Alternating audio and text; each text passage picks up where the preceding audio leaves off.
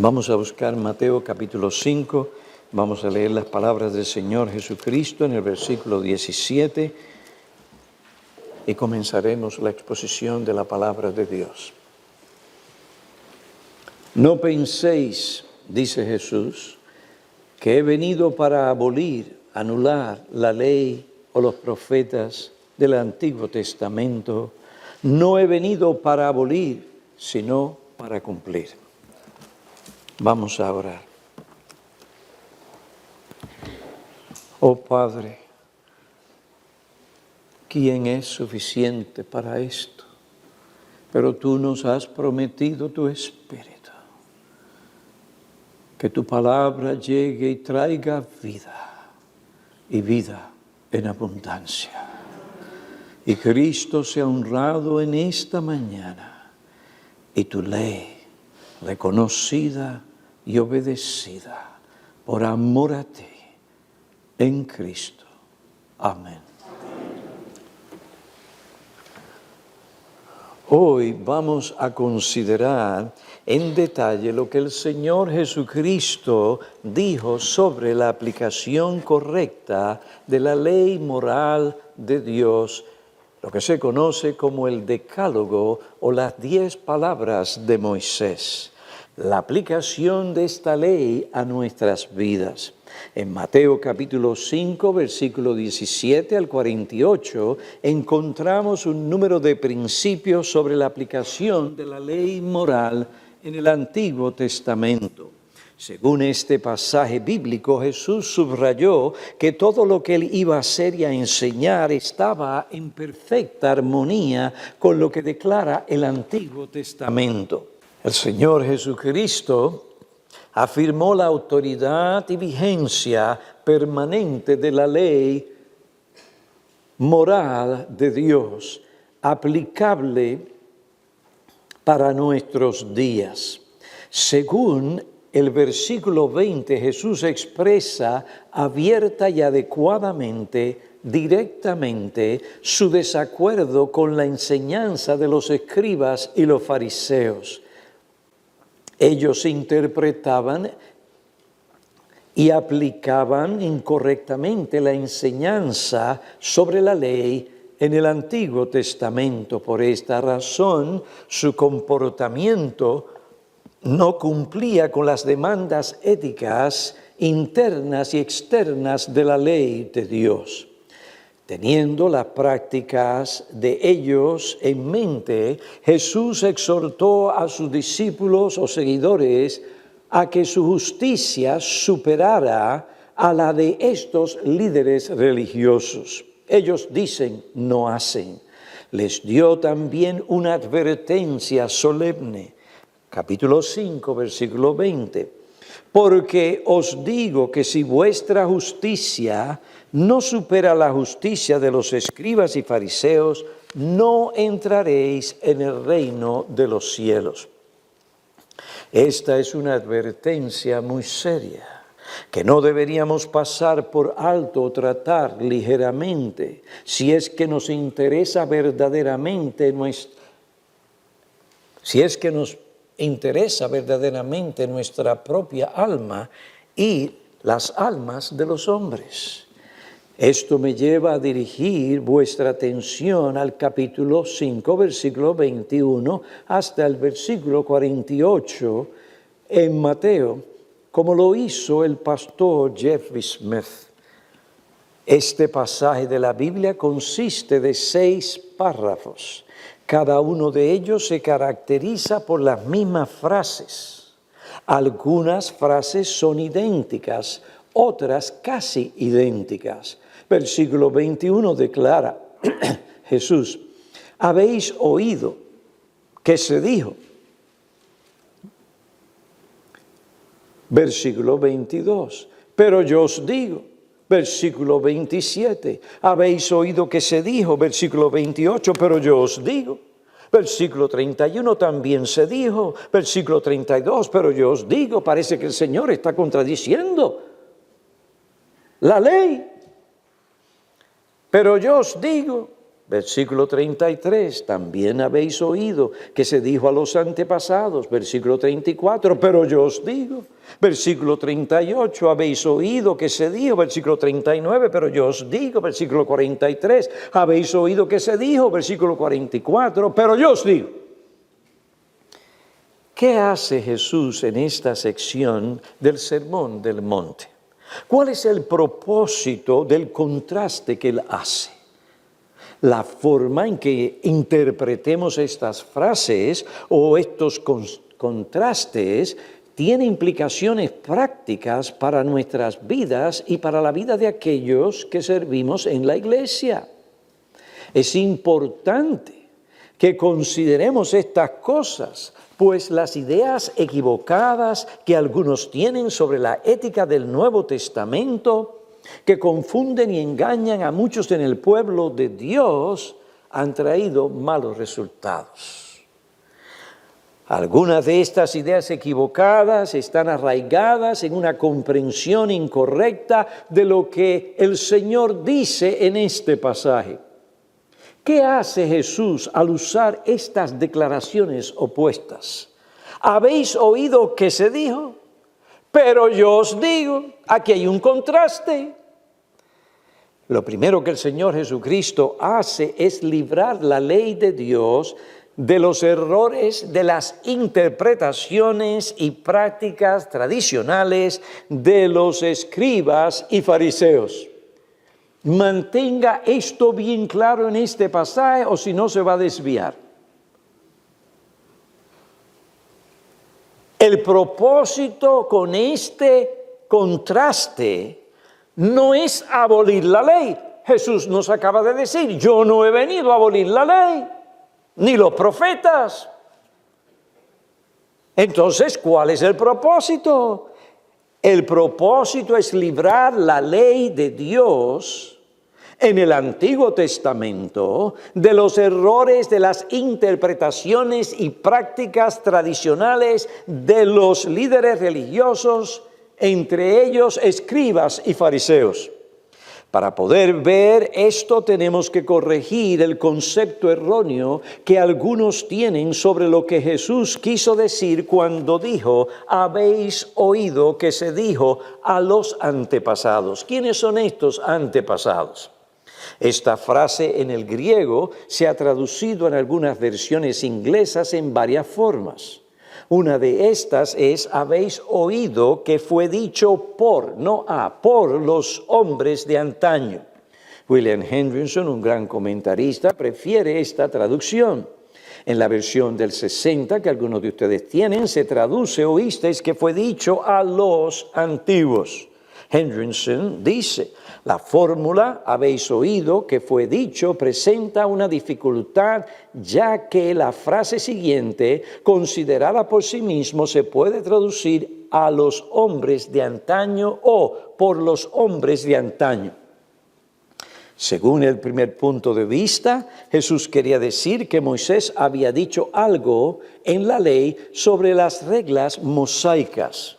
Según el segundo punto de vista, Jesús quería decir, si así lo tomamos y lo traducimos, que los hombres de antaño, esto es, los expositores de la ley, los rabinos, habían presentado una interpretación con la que Jesús está completamente en desacuerdo.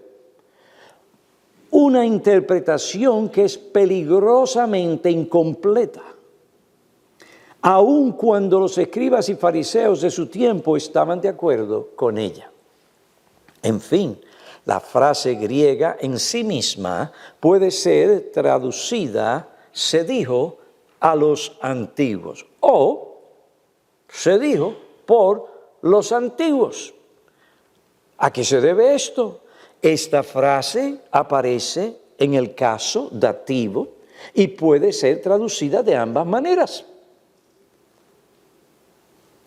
La mejor manera de determinar la interpretación correcta cuando usted se encuentra leyendo las Escrituras, no piense inmediatamente, aquí hay un error. No deje que su ignorancia lo gobierne. No. Aquí hay una norma. Eso es el caso dativo. Las dos cosas se pueden decir. La mejor manera de determinar la interpretación correcta de la traducción es lo que dice el contexto donde esta frase aparece.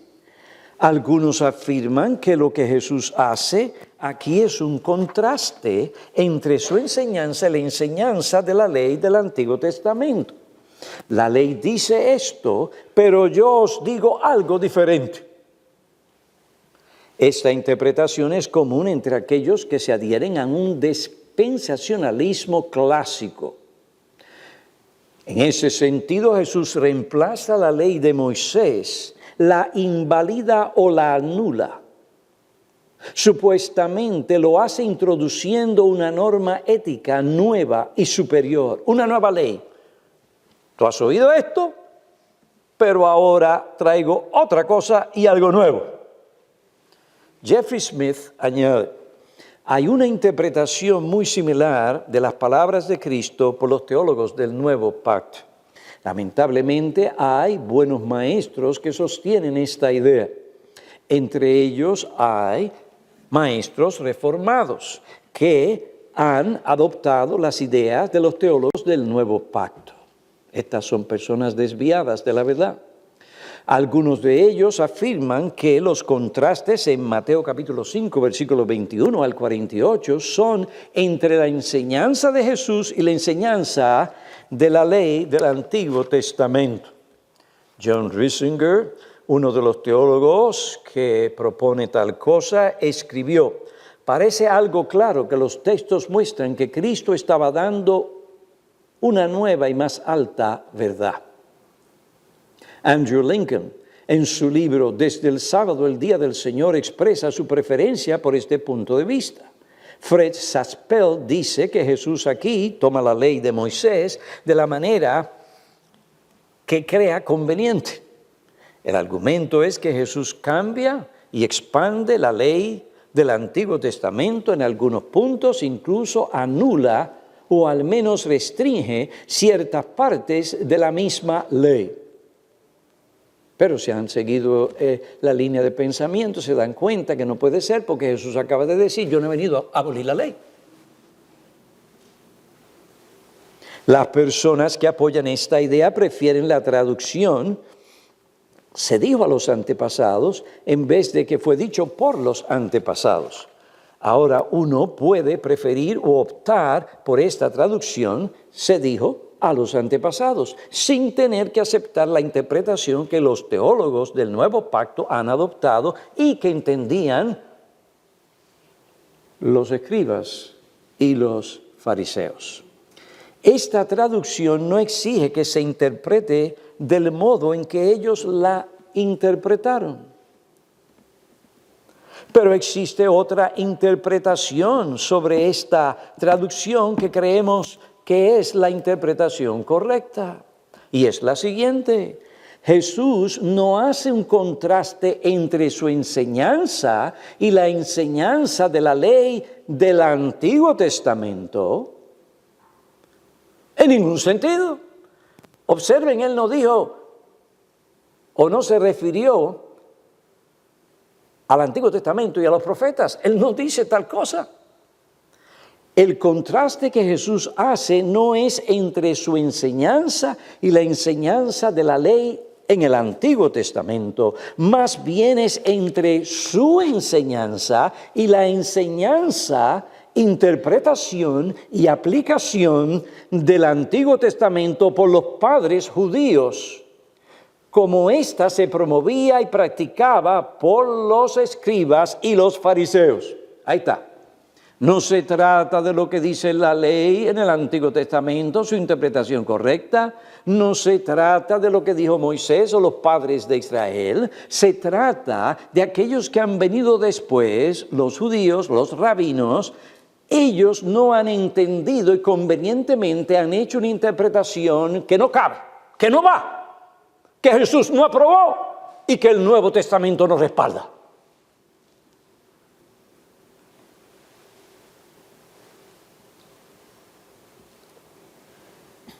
La expresión a los antepasados se refiere a los antiguos rabinos y su enseñanza sobre la ley. No se refiere a lo que la ley dice o a los padres antiguos de Israel o al pueblo de Dios de antaño. Más bien se refiere a los rabinos de la antigüedad y su enseñanza, la cual vino después de los padres antiguos de Israel. Las razones para esta interpretación son las siguientes. Aquí se asevera y se prueba, y si no, usted hace así, no escuche. Huyan, hermanos, de ese predicador que les dice algo y no lo prueba de las Escrituras. Pero huyan más de aquel que les predica y no trata con su corazón y su vida y no se lo aplica. Las razones para esta interpretación son las siguientes. Y sigo de cerca al señor Smith. En primer lugar, Jesús acabó de afirmar en términos enfáticos, rotundos y contundentes, terminantes, en los versículos 17 al 19, que Él no había venido a abolir las demandas éticas de la ley moral de Dios. Por lo tanto, no puede pasar a hacer lo que Él acaba de decir. O invalidarlo, se contradeciría el Hijo de Dios, contradiciéndose. En segundo lugar, miren la forma en que Jesús introduce esta parte del Sermón del Monte. Él introduce esta sección haciendo referencia en el versículo 20 a la insuficiencia de la justicia de los escribas y de los fariseos. Ellos no cumplían todas las demandas internas de la ley moral de Dios. Su obediencia se limitaba a cumplir lo que era en lo exterior. Esto apoya la idea que aquello que Jesús va a hacer no es abolir la justicia que la ley moral de Dios, el decálogo, demanda, enseña, exige, sino exponer la insuficiencia de la justicia enseñada y practicada por los escribas y fariseos. En tercer lugar, el lenguaje que Jesús usa en este pasaje es bien diferente al que usa en otros lugares de la Biblia, donde Él específica y claramente se refiere a lo que Moisés mandó en la ley. Por ejemplo, cuando Jesús en Mateo 4, versículos 4, 7 y 10 cita la ley de Moisés, Él dice, escrito está. Está escrito. En Mateo capítulo 8, versículo 4, Jesús dice la ofrenda que ordenó Moisés. Pero en Mateo 5, 21 Jesús dice, oísteis que habéis oído. Habéis oído lo que se dijo a los antiguos. Jesús no está, o Jesús no dice, está escrito, ni no habéis leído en la ley de Moisés, sino que Él dice, habéis oído lo que se dijo a los antepasados. Aquí Él se refiere a la ley oral de la enseñanza y las tradiciones de los rabinos antiguos, propagada, enseñada por los escribas y fariseos. Una de las características de las enseñanzas de los líderes religiosos es que ellos siempre citaban a los rabinos antiguos. Aludiendo a ellos, Jesús dijo, habéis oído lo que se dijo a los antepasados. O si usted quiere ponerlo, lo que yo estoy diciendo no se contradice, aunque usted diga, habéis oído por los antiguos. En cuarto lugar, el hecho de que Jesús no hace un contraste entre su enseñanza y la ley del Antiguo Testamento, sino entre su enseñanza y la enseñanza de los escribas y fariseos, se muestra también cuando uno se da cuenta que la aplicación de los 6 mandamientos que Jesús cita en Mateo 5 no se encuentran en la ley de Moisés. Uno de ellos contradice lo que la ley de Moisés enseña. Capítulo 5, versículo 43, sígame de cerca. Habéis oído que se dijo, amarás a tu prójimo. Eso sí, está allí, en la ley. Pero No, eso no era lo que decían los fariseos y escribas. Ellos decían, habéis oído que se dijo, amarás a tu prójimo y odiarás a tus enemigos.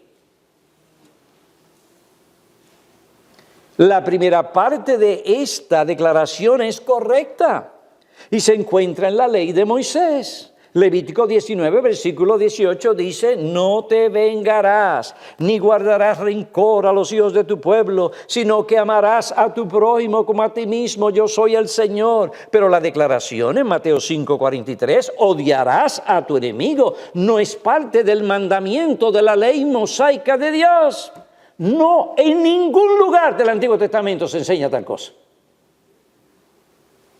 Más bien es una deducción incorrecta, equivocada por parte de los rabinos antiguos, imponiendo esto sobre el pueblo de Dios. Esta es una aplicación incorrecta que se opone a lo que la ley de Moisés enseña.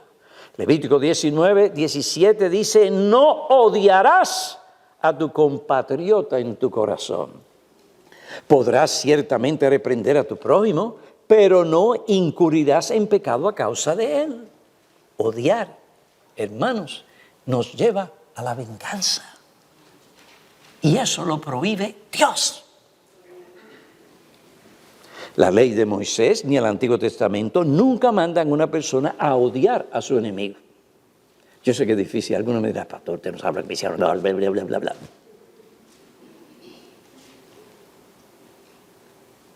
Pero es que me voy a dejar hacer, que me hagan lo que sea. No, eso no es lo que dice. Ahora no te conviertas en un fariseo y también un escriba añadiéndole a la Biblia lo que la Biblia no dice. Quédate en la Biblia. No salgas de la Biblia. La ley de Moisés ni el Antiguo Testamento nunca mandan a una persona a odiar a su enemigo a un nivel puramente personal.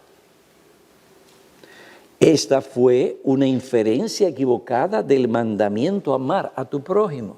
La idea a odiar a tu enemigo probablemente es una aplicación equivocada de las declaraciones escritas en los salmos imprecatorios. ¿Qué es imprecar?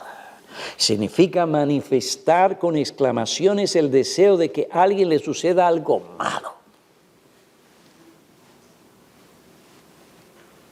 Tenemos que tener cuidado, porque hay varias formas astutas de decir, si yo no fuera un cristiano, ¿qué estás diciendo lo mismo con otras palabras?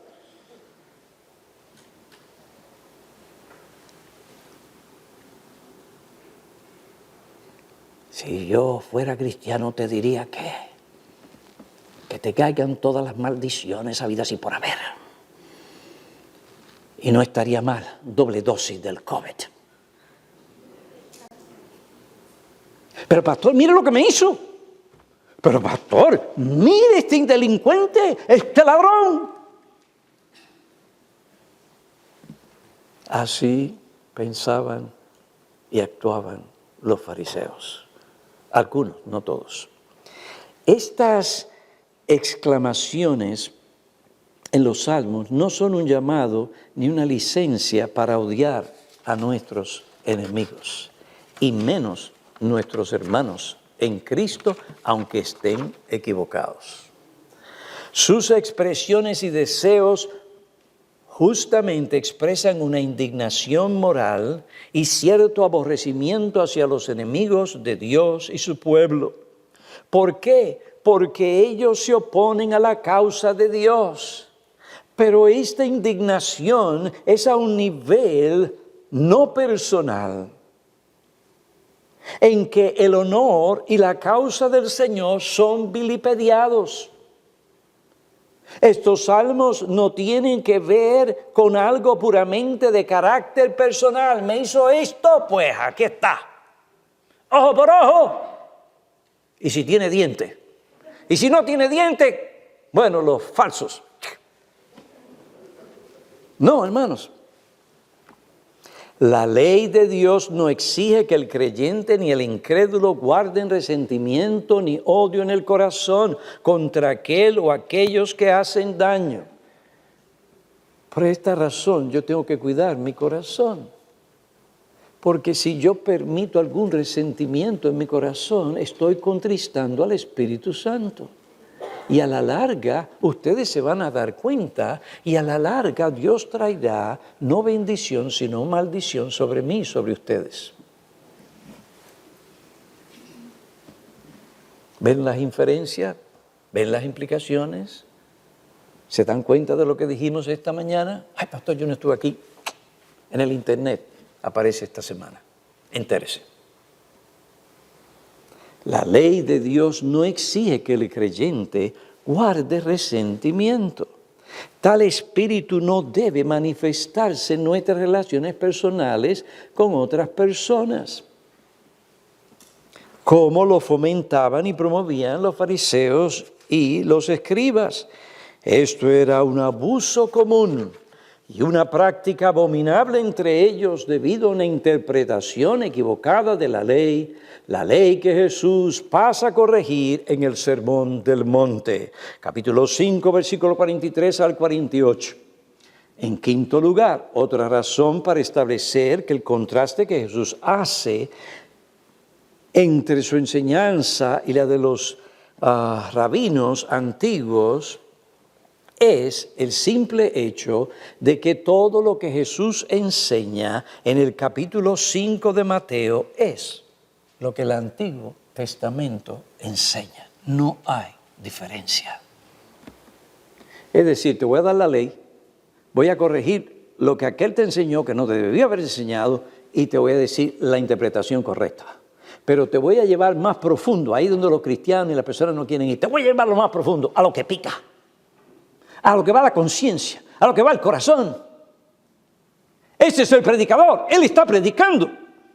Él no está tratando con robots o menos números. Él no está en una competencia por números.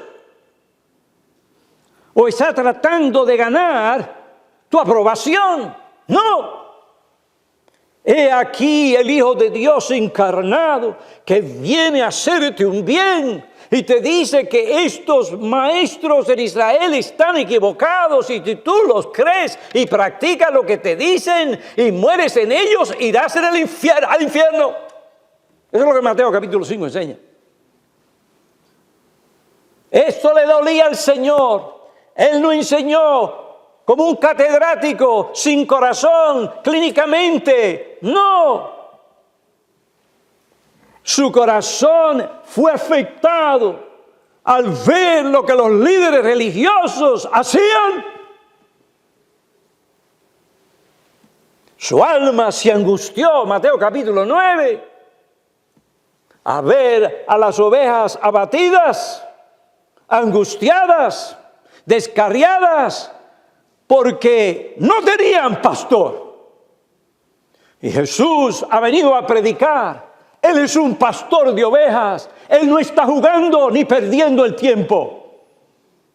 Él es el doctor excelente, excelentísimo del alma. Y sin Él no podemos sanar el alma.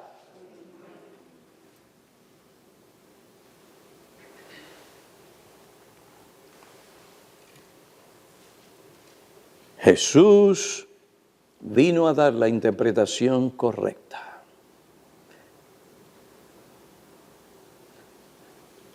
No hay diferencia en lo que respecta a la ley y lo que el Señor Jesucristo enseñó si se interpreta y se aplica correctamente. Jesús no está enseñando algo nuevo. Jesús no está enseñando en una nueva supuesta dispensación otra ley para los cristianos. Por ejemplo, en el versículo 43 Jesús dice, habéis oído que se dijo, amarás a tu prójimo y odiarás a tu enemigo. Entonces Jesús dice en el versículo 44, pero yo os digo, amad a vuestros enemigos. Y orad por los que os persiguen. Amad y orad. Pastores, que vamos a ser indiferentes a la ley o lo que dice Dios. No. Usted puede amar y orar y todavía hacer lo que Dios le dice que tiene que hacer con su enemigo. No se confunda. Y también con el creyente. Segunda de los Tesalonicenses, capítulo 3, dice, aquellos que andan desordenadamente, marcarlos y apartarse de ellos, pero no los tengan como enemigos, sino exhortarlos como hermanos. ¿Usted ve el equilibrio? Hay gente que dice, ay, es que si yo no estoy con ellos, van a pensar que yo no les amo. No, hay veces que estar con esas personas que están viviendo el desorden es mostrar realmente odio, no amor. Amor es apartarse por el bien de ellos, no de usted. Y amonestarle, porque la amonestación fundada sobre lo que Cristo enseña en su palabra es una expresión máxima de amor. ¿Ustedes no aman a sus hijos? ¡Ay del padre que le deja al hijo las cosas escapar, porque yo lo amo! Usted no ama a su hijo, usted lo odia. Y después sufre el hijo y va a sufrir usted, su mujer, todo el mundo. No. Dios dice que al que Él ama, Él castiga. No para destruirle. En lo absoluto, no. Y nosotros tenemos que amar a nuestros hermanos, pero con la verdad, con el principio y algo objetivo, según dice la Biblia. Porque si no vamos a caer en lo mismo de los escribas y los fariseos. Pero yo sigo. No. Amarás a tu prójimo.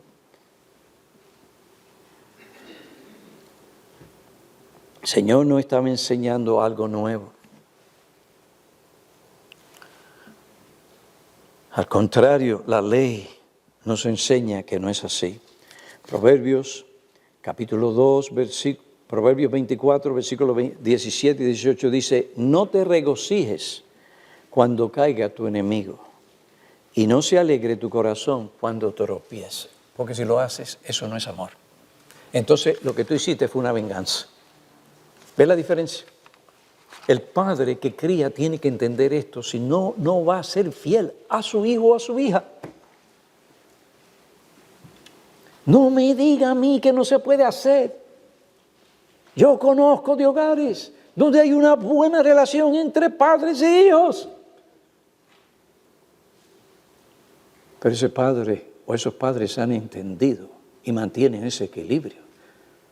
Tienen el espíritu y la letra de lo que Cristo enseñó. Porque te amo es que te castigo. Porque te amo es que te exhorto. Porque te amo es que te amonesto. Quedarme callado es odio cuando hay que hablar. Y cuando viene el mal, porque yo le voy a decir una cosa, la Biblia es, pero mire, yo tiemblo, Señor, ayúdame y líbrame de yo estar en situación que no debiera estar. El que regresa mal por bien, Proverbios dice, el mal no se apartará de su casa. Escríbalo, eso es cuestión del Señor, del tiempo. Que el Señor nos libre de caer ahí. Cuando eso suceda, ajá, te lo dije, yo tenía razón. Eso es abominable. A usted le debe doler el tener que castigar a sus hijos. Usted tiene que hacerlo de principio.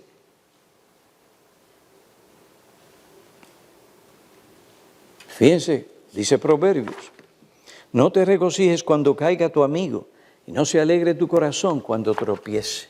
No sea que el Señor lo vea y le desagrade y aparte de él suya. Ay, pero imagínense, cuando mataron a ese que mató 200 personas, usted me diga a mí, pastor, que yo no me voy a regocijar. Un momento. Es bueno que haya recibido tal individuo su castigo. Y hay un sentido en que de justicia nos alegramos. Pero no es por algo personal, sino porque el nombre de Dios fue vindicado.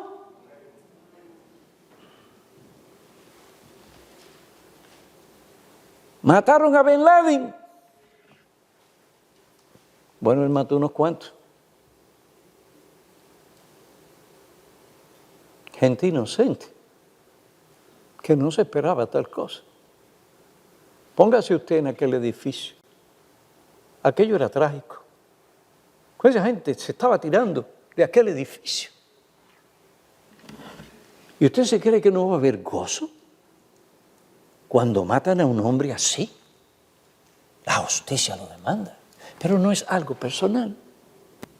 De manera que si a mí me llaman a atender a Bin Laden, yo tengo que atenderlo, tengo que darle comida, tengo que tratarle como un ser humano, aunque después sea yo el que lo tenga que ejecutar en una silla eléctrica. ¿Ven la diferencia? Proverbios 25, 21. Si tu enemigo tiene hambre, no se lo merece. Las hermanas, cuidado aquí. No te voy a dar nada. Lo calientas todo. Si usted es privilegiado, eso lo llega a calentar, porque hay damas que ni eso. Yo le voy a enseñar a este hombre una lección. ¿Cuál lección? No va a comer arroz y habichuelas, ni carne, ni la bandera dominicana. Allá él. Tostones, lo mando a otro sitio, iba a decir el restaurante, pero no lo voy a mencionar. Allí que no saben hacer tostones, lo voy a mandar. Se salvó el restaurante. No, hermano, si tu enemigo tiene hambre, dale de comer. Si a mí me hace gente daño, pero mucho daño, y hay una necesidad, yo lo tengo que llevar a la luna para que le den medicamentos y le ayude. Olvídese que Piñero va a estar allí por la gracia de Dios.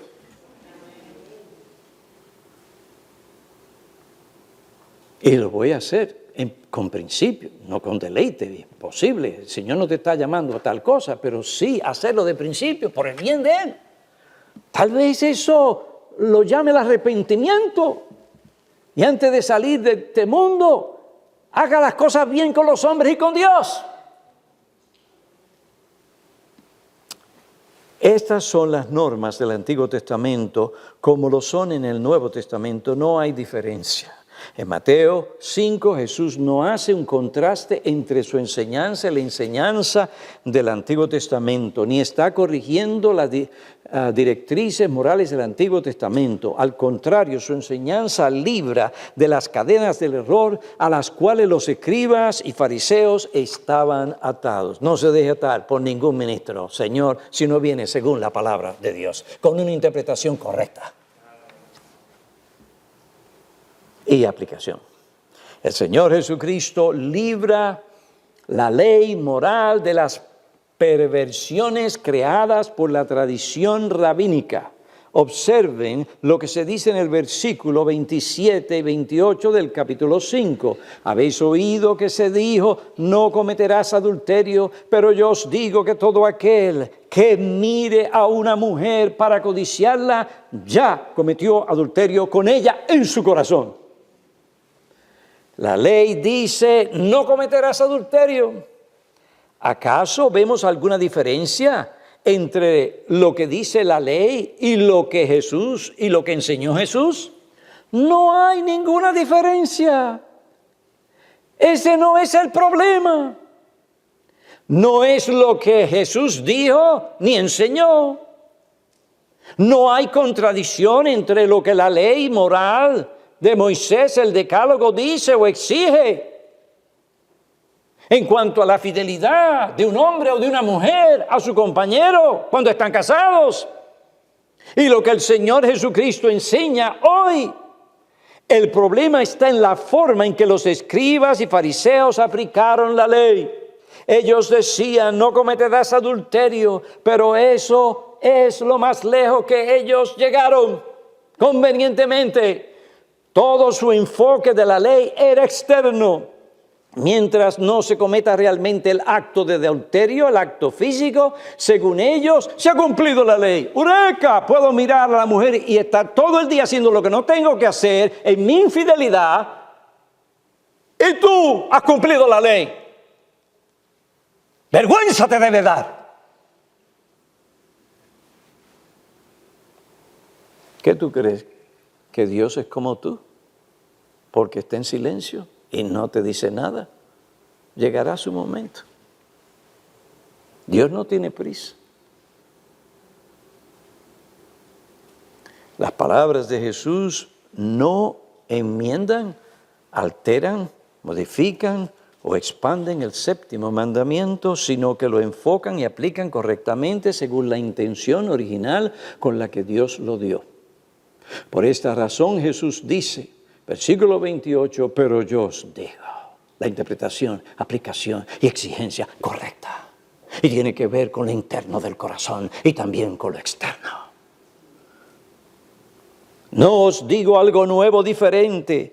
Todo el que mire a una mujer para codiciarla, desearla pecaminosamente, ya cometió adulterio con ella en su corazón. Nadie te vio, pero el que importa te vio, Dios. ¿Corrigen las palabras del Señor Jesucristo la ley de Moisés? No, en lo absoluto. ¿Enseña el Señor Jesucristo algo diferente a lo que Moisés enseñó y enseña el resto del Antiguo Testamento? No. ¿Dijo el Señor algo nuevo que reemplace o modifique la ley moral de Dios? Eso es lo que algunos hacen. Sin embargo, si eso es lo que Jesús hace, entonces esto significa que Moisés enseña que solo el acto físico y externo es un pecado. El deseo pecaminoso no sería pecado. Repito, el deseo pecaminoso no sería pecado. Ni el codiciar pecaminosamente la mujer del prójimo. Esto implica que el 10º mandamiento es inválido. Pues la ley moral de Dios en el Decálogo, en el Antiguo Testamento, declara: no codiciarás la mujer de tu prójimo. En principio, las hijas de tu prójimo. Tal caso, tal interpretación, según los escribas y fariseos, es absurdo. Dios condena la codicia pecaminosa en cualquier forma o manifestación interna o externa, aun con tu hija que tú trajiste al mundo. Eso es incesto. 1 Corintios 5, eso es inmoralidad, fornicación. Qué triste tener que yo decir estas cosas. Pero vivimos en tal clase de sociedad, donde nuestros hijos han visto más cosas que las que nosotros hemos visto y saben más que nosotros en ciertas cosas que las que nosotros no hemos visto, y gracias a Dios que no hemos visto, y que el Señor nos ayude si hemos visto algo, que nos perdone.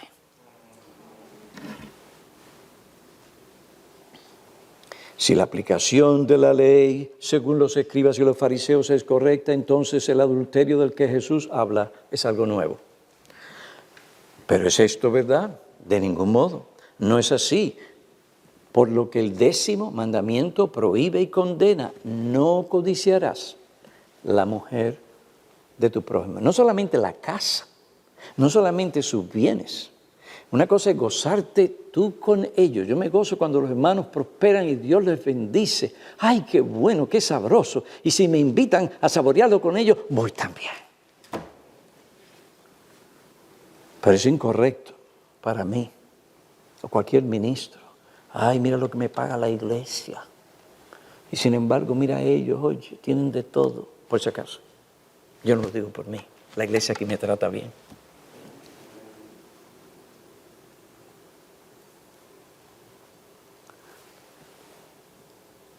¿Será eso lo que el Señor está enseñando?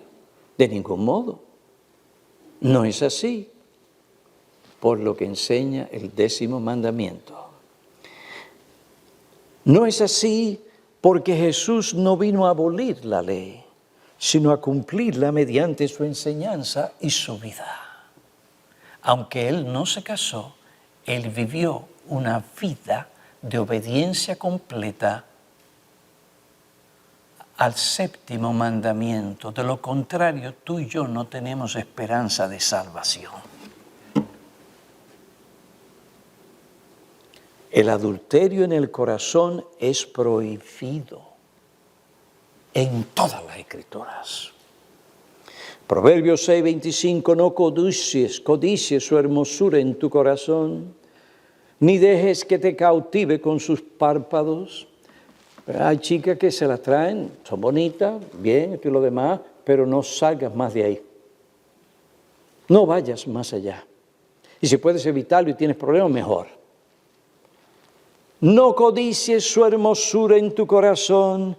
Ven, los hombres juzgan según las apariencias, pero Dios juzga según lo que hay en el corazón. Él ve la intención, el propósito, todo aquello que tú y yo no vemos, pero Él sí. A tu mujer o a tu marido o a tu padre o a tu tío puedes engañar, pero no a Cristo, no a Dios. No codicies su hermosura en tu corazón. Es ahí donde está el asunto. Es ahí donde se descuidó David.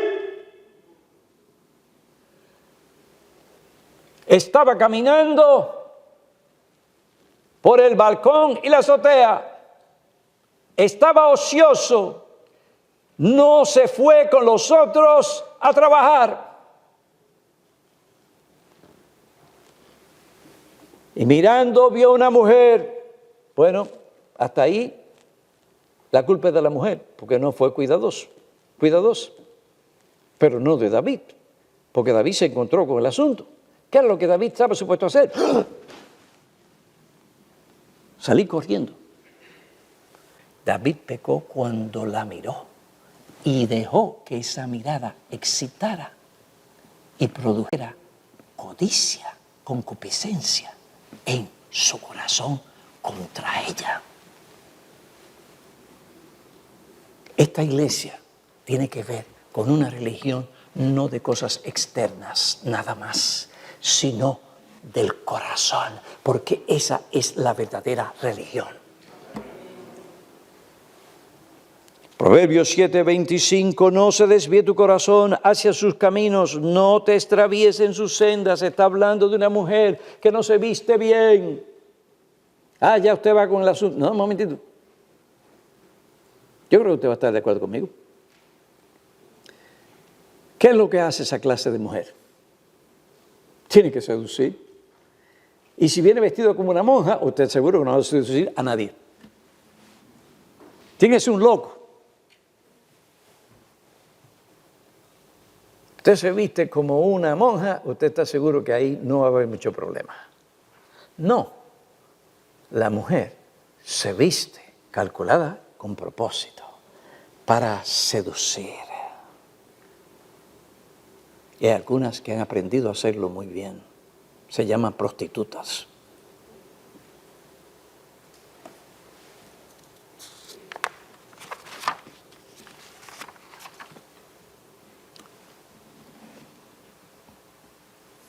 Mujeres de esta iglesia, visitas, vístanse bien.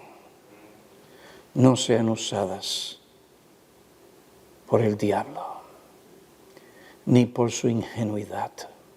Si su esposo dice, no, mami, es no.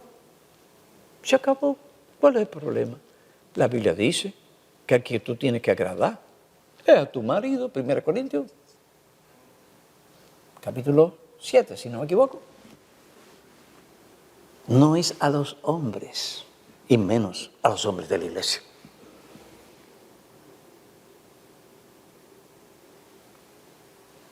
Espero que este estudio te convenza que el contraste que encontramos en Mateo 5, versículos 21 al 48, no es entre lo que Jesús enseñó y las normas y demandas éticas del Antiguo Testamento, y lo que Él enseñó.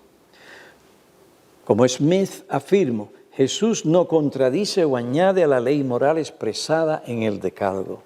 El contraste real es entre el significado de la ley y su aplicación según lo que dice el Señor Jesucristo y el significado y la aplicación incorrectas o incorrectos de la ley, según la tradición religiosa popular que enseñaban y promovían los escribas y fariseos. Su obediencia y religión se limitaba a lo externo, pero no hacía demandas y exigencias en su mente y en su corazón. Se conformaban con la religión de apariencias. Usted me quiere hablar a mí de que es un bautista reformado, es que no es una religión. Si usted es un verdadero, oye, porque hay muchos que están diciendo por ahí que son bautistas reformados, pero si usted verdaderamente es un bautista reformado, es porque, aquí está la diferencia, nuestra religión exige, según la Biblia, el corazón, no es de apariencia. Nadie aquí, oiga bien, es perfecto. Todos en una forma u otra pecamos. Pero hay tal cosa como integridad a la palabra de Dios. Y eso es lo que hace, y allí es donde se expresa la verdadera religión. Allí se manifiesta el poder salvador de Cristo. Su religión no es una religión de meras apariencias. Aunque las apariencias cuentan, no es una religión de mera apariencia. Es una religión sobre todo del corazón. Hijo mío, dame tu corazón. En tu ley he atesorado, en mi corazón he atesorado tu ley. ¿Para qué? Para no pecar contra ti. La religión de apariencias es mala, asquerosa y abominable ante los ojos de Dios. La religión pura y sin mancha delante de Dios y Padre es esta: visitar a los huérfanos y a las viudas en sus aflicciones y guardarse sin mancha delante del mundo. No, del mundo. Guardarse sin mancha del mundo. Sé que usted puede venir con regalitos, usted puede venir hasta ayudar a la gente en los hospitales, usted puede estar ayudando a los enfermos, usted puede estar bañando a los enfermos, estar haciendo esto, aquello por los enfermos, ayudar a las viudas, tener en cuenta a ellas, llevarle comida, pancito, lechita, castanista, lo que sea. Pero si usted no está tratando con su corazón, su religión es vana, inútil, no sirve y apesta delante de Dios. Por eso es que hay mucha gente hastiada de gente religiosa. Y nosotros no queremos ser así. Olvídense que digan que somos estrictos. Es preferible que digan lo que digan. Después, si estamos tratando con nuestro corazón, con sinceridad, según la palabra de Dios. Aquí digo yo como Rafael, digan lo que digan los demás. Ya usted sabe la historia. No améis al mundo, ni las cosas que están en el mundo. Si alguno ama al mundo, el amor del Padre no está en él. Porque todo lo que hay en el mundo, la pasión de la carne, la pasión de los ojos, estamos hablando de algo pecaminoso, y la arrogancia de la vida, no procede del Padre, sino del mundo. Y el mundo pasa y también sus pasiones, pero el que hace la voluntad de Dios permanece para siempre. La mujer que no se viste con modestia y pudor, que se convierte en una carnada que seduce, sea con sus gestos, movimientos físicos, vestidos, sus senos expuestos, su trasero expuesto, es culpable de adulterio. Y así también los hombres, cuando no son cuidadosos.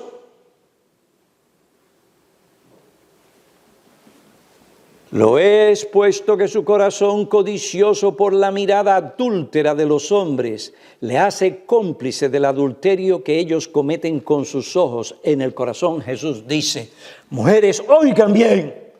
Jesús le dice a los hombres, cuiden sus ojos.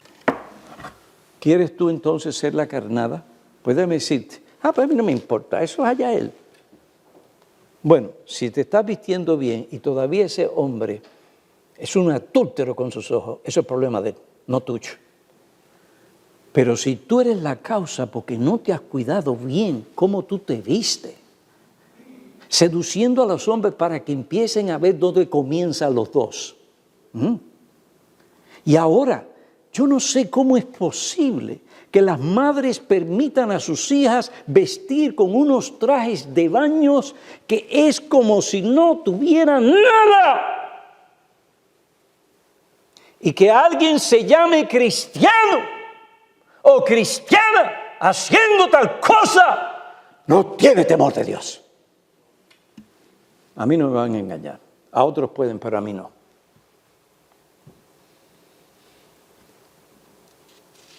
Estas cosas violan el séptimo mandamiento. No, pero los hombres, no es por esto. No es que usted es muy estricto, no, es por Cristo. Es Cristo quien te está diciendo esto. Es Cristo el que te lo está diciendo. No es Pastor Piñero. Yo digo, cuando las mujeres se visten de una forma sana, hay algo en ellas que llama la atención, pero es la piedad lo que se ve. Su hermosura, si es física, se vuelve más hermosa ante el cuidado de protegerse para no tentar a otros.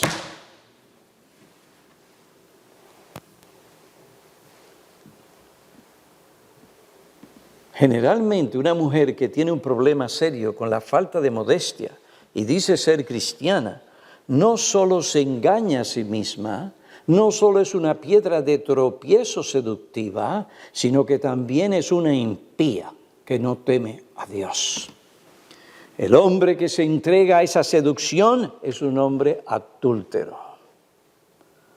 Hermanos, ¿qué nos dice todo esto? Que tú y yo tenemos que cuidar nuestros ojos. Eso mismo es lo que el Señor Jesucristo advierte. Y en una sociedad tan pornográfica como la nuestra, donde, óigame, yo no pienso que hay un hombre que no haya visto algo pornográfico. Es imposible. En la sociedad en que nosotros vivimos, tal vez yo no sea en la selva, y allí en la selva, quién sabe. Pero en la sociedad en que nosotros vivimos, es imposible. Usted a veces entra al supermercado y tiene que tener un...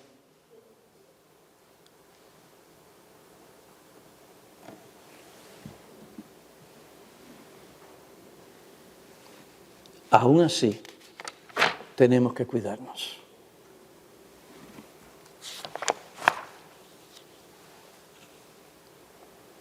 Por esta razón, el mandamiento de Jesucristo, por implicación, condena no solo la pornografía, sino también la borrachera. La gente, eso es pornografía. No, la borrachera. El beber sin el debido control de una manera moderada. ¿Qué pasa con el que está conduciendo y está bebiendo? No tiene el mismo control. No lo tiene. Y así también en lo que respecta a la borrachera. En cuanto al mirar, no va a tener usted el mismo control. Por eso es que cuando a nosotros nos falta sueño, tenemos que salir tratando de dormir y descansar todo lo que podamos. Porque llega un momento en que usted pierde tanto el sueño que usted ya no tiene el control que antes tenía sobre su mente, sus pensamientos y su corazón. Pero yo no tomo, yo no bebo y yo tampoco. No puedo, ahora quiero, pero no puedo.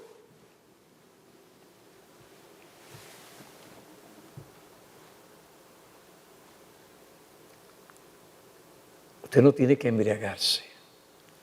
Todo lo que usted tiene que hacer es descuidar su cuerpo, no alimentarse y tener el ejercicio como debe ser y el sueño como debe ser y si tiene mujer como debe ser. Usted descuida esas cosas, usted es una presa fácil para el enemigo. A mí no me importa cuántos años usted ha sido un ministro, cuántas placas le han dado, cuántos títulos tiene, muchos han caído. Y si yo no me cuido, también. Por esta misma razón, Pablo le dice a Timoteo, trata a las mujeres en la iglesia como si fueran tus propias hermanas con toda dignidad. Y yo puedo decir, después de 45 años aquí, que yo he tratado a todas las mujeres con dignidad, con respeto y pureza. Así que aquí nos está hablando en ropas menores. Y espero terminar así. Que Dios me guarde. Y ustedes oren porque así sea.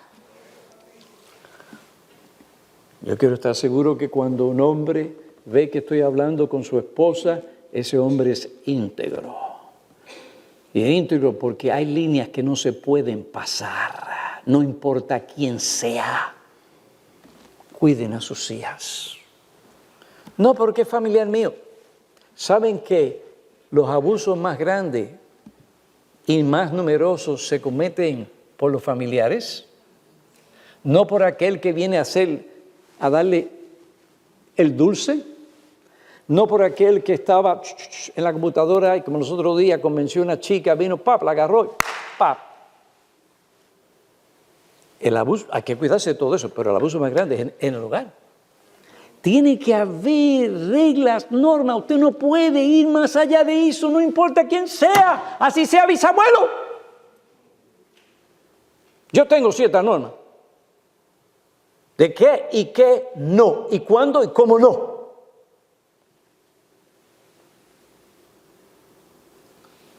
Con las mujeres de la iglesia y con mis familiares. Hay cosas que no se pueden pasar. Usted no me va a ver a mí en la casa por mucho tiempo con una mujer y no hay más nadie. No, hay que trazar líneas. Si usted ve que sus familiares pasan esa línea, puede ser que sea inocentemente. Pero no importa, pasó la línea. Y no tiene que estar... No, hay que saber cómo se hacen las cosas. Y podría enseñar cátedra aquí sobre eso, pero no lo voy a hacer. ¿Qué nos dice el Señor Jesucristo a ti y a mí? Si tu ojo derecho te es ocasión de pecar o te hace tropezar, arráncalo y échalo de ti. Porque te es mejor que se pierda uno de tus miembros y no que todo tu cuerpo sea arrojado en el infierno. Cristo toma esto en serio, tómalo tú también. La religión bíblica es la religión del corazón. Proverbios 3:1, hijo mío, no te olvides de mi enseñanza y tu corazón guarde mis mandamientos. Proverbios 23:26, dame, hijo mío, tu corazón. 4:4, retenga tu corazón mis palabras. 3:3, y tu corazón guarde mis mandamientos. En mi corazón he atesorado tus mandamientos para no pecar contra ti. Dame entendimiento para que guarde tu ley y la cumpla de todo corazón. Ustedes ven, Padre, ustedes no pueden enseñar solamente en términos de lo abstracto, solamente en términos de lo exterior. Ustedes tienen que tratar siempre con la conciencia, el corazón, la mente y los pensamientos de vuestros hijos. Háganlo. Y van a estar contentísimos de lo que va a pasar en su hogar cuando empiece desde pequeño, desde pequeña. No espere. Hágalo con amor, pero Dios lo que quiere es el corazón. Sé que usted puede reunir a varios jóvenes, tener fiestas como aquí nosotros hemos tenido a través de los años. Toma un librito, le da 2 o 3 cosas y le dice, después comen lo demás. Oiga, no, yo soy un hombre ya de mayor de edad, tengo 60 y ¿cuánto es ya? Esta se me olvidó, ya ustedes saben qué viejo soy. ¿Y usted me va a engañar a mí? No. Usted va a decir a mí que usted está haciendo su tarea en su casa o que alguien está activo en el ministerio o aquí y allá porque simplemente está haciendo eso. No se engañe. Ya nosotros hemos visto eso a través de los años. ¿Qué da? Inmoralidad, inmodestia y muchas otras cosas. que han quebrantado nuestros corazones.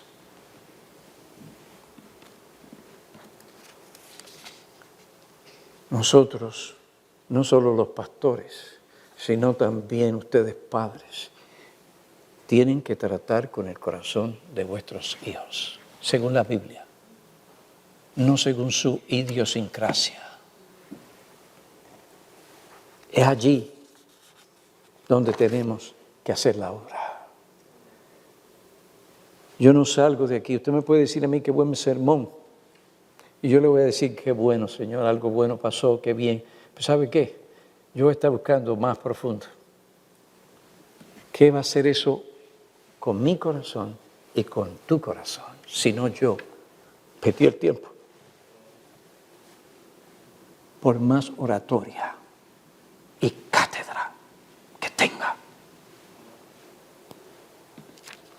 Pero yo os digo. Ahora bien, ¿cómo concluimos un mensaje así? En la cruz. Siempre en la cruz. Nunca fuera de la cruz. Porque si hemos pecado, y todos aquí hemos pecado, entonces ¿qué remedio hay? El único remedio para pecadores, ese es Cristo. Ese es Cristo. Mira a Cristo, Señor, miré, pero no tenía que mirar. Señor, no me cuidé. Guarda tu corazón, trata con tu corazón continuamente. Ay, pastor, eso es fácil. No lo es. Yo he vivido 60 y algo de años. Y la lucha a veces se hace cada día peor. No piense que porque usted es viejo está más seguro. No. ¿Cuándo cayó Abraham? ¿Cuándo cayó David? Siempre tenemos que cuidar el corazón. Pero si pecamos, abogado tenemos en el cielo, al Señor Jesucristo. Él es la propiciación para nuestros pecados. Y si nosotros confesamos nuestros pecados, Él es fiel y justo para perdonarnos, limpiarnos de nuestra maldad y perdonarnos. ¡Qué alegría! Y darnos la gracia para dar muerte a esa mirada que no debe hacerse, a ese corazón que hay que darle y ponerle en su sitio. También nos dará el Señor esa gracia. Que Dios bendiga su palabra.